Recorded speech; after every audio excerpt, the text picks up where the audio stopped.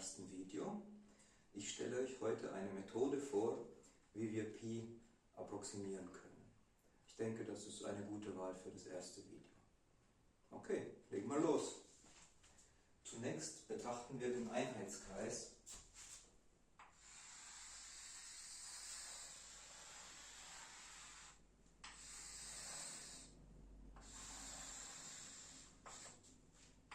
Der Einheitskreis ist dadurch gegeben, dass hier Radius 1 ist und ebenfalls y-Achse und x-Achse. So, im Einheitskreis, also ich sage was anderes zuerst, wenn wir Pi approximieren möchten, machen wir das entweder über den Umfang oder über den Flächeninhalt. Wir müssen jedenfalls irgendetwas haben, das etwas mit dem Kreis zu tun hat, weil Pi die Kreiszahl schlechthin ist. Ja, oder halt irgendwas, was damit zusammenhängt. Aber in der Regel nehmen wir entweder den Umfang oder den Flächeninhalt. Der Umfang eines Kreises ist gegeben durch 2πr und der Flächeninhalt eines Kreises ist gegeben durch r² mal Pi. Da wir uns im Einheitskreis befinden, ist r gleich 1. Also ist hier in diesem Fall dann Umfang gleich 2π und in diesem Fall ist der Flächeninhalt direkt Pi, r² ist 1. So, wenn wir das dann auflösen nach Pi, dann ist Pi gleich u durch 2. Und falls wir das hier auch noch machen sollten irgendwann mal, heute benutzen wir den Umfang, dann wäre ja Pi gleich a, weil im Einheitskreis ja r gleich 1 ist. Okay, betrachten wir den Einheitskreis, dann haben wir hier 0 Grad oder auch im Bogenmaß die 0, haben wir hier 90 Grad oder im Bogenmaß Pi halbe. Gehen wir weiter auf 180 Grad oder hier ist dann Pi, 270 Grad, 3 Pi halbe und dann wieder hier 2 Pi bei 360 Grad. So, was jetzt meine Idee ist, wie wir Pi approximieren, wir machen das über dieses Stück hier. Weil, also der Bogen aufsummiert bis dahin ist genau Pi. Dieses Stück hier können wir dann mehrere davon aufsummieren und wenn wir diesen Winkel hier, nennen wir den Winkel mal Alpha, wenn wir diesen Winkel immer kleiner werden lassen, dann wird dieses Stück hier immer kleiner. Wir zoomen mal kurz rein. Machen wir das mal da oben. So, ich glaube, das reicht von der Größe 1. Wenn das der Radius ist, dann ist hier vom Kreis ja, so ein ganz kleines Bogenstück. Das ist eigentlich noch viel kleiner wie das da. So. Und wenn unser Winkel Alpha hier ist, dann sehen wir, dass zwischen diesem Stück und dem Bogenstück, das ist schlecht gezeichnet, da ist in Wirklichkeit noch viel weniger Abstand, da ist schon sehr wenig Abstand. Also verwenden wir dieses kleine Stück da, um den Bogen anzunähern. So, wir zeichnen hier mal noch ein paar Segmente dazu.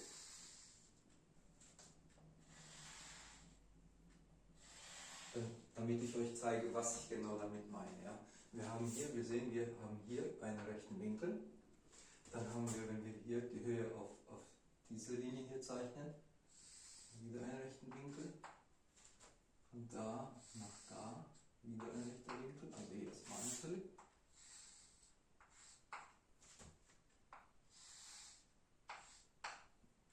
Von hier und hier auch.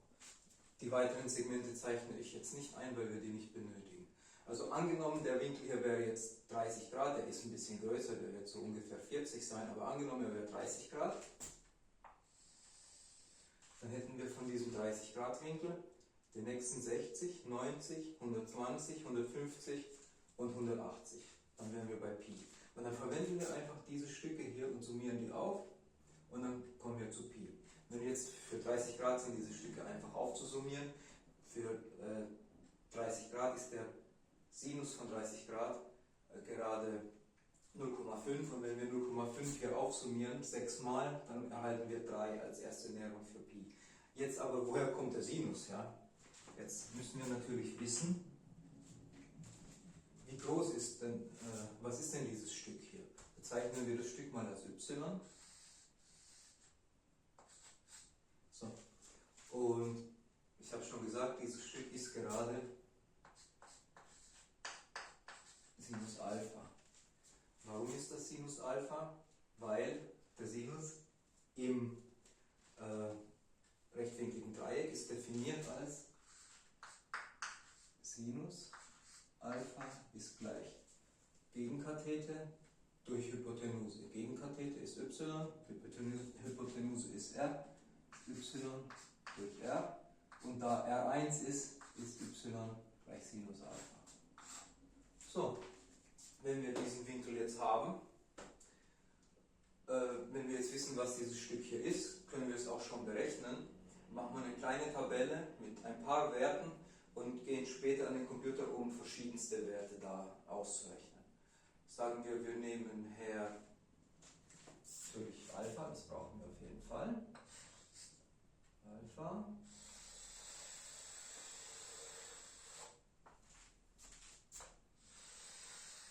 Dann nehmen wir her den Sinus Alpha, den brauchen wir natürlich auch.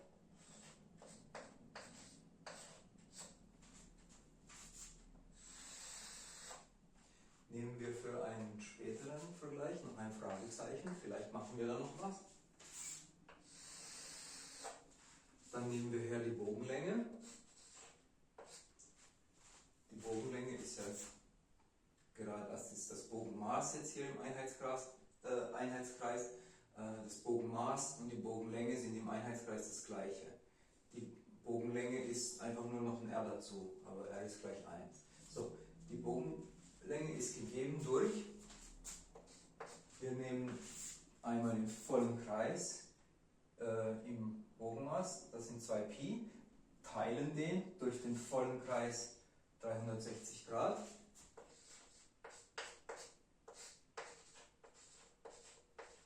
Und multiplizieren mit dem Winkel Alpha. Ich mache hier noch so ein Grad darüber, dass wir wissen, dass Alpha in Grad ist. Und beim Bogen mache ich so einen Bogen drüber, dass wir wissen, das ist jetzt das Bogenmaß. Okay, und dann als letztes berechnen wir noch Pi.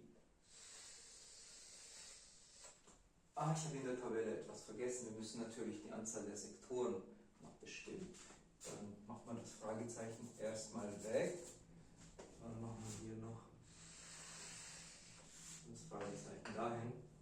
Und hier ist die Anzahl der Sektoren. So, nehmen wir das n. Und n ist 360 Grad durch das, was wir gerade am Winkel eingestellt haben, durch Alpha. So, Beispiel, wenn Alpha 30 Grad ist, dann haben wir 360 durch 30, das ist dann 12. So, und ich würde sagen, wir fangen gleich an mit den 30 Grad, nehmen wir für Alpha 30 Grad her, 30 Grad, dann ist der Sinus von Alpha, Sinus von 30 Grad ist 0,5.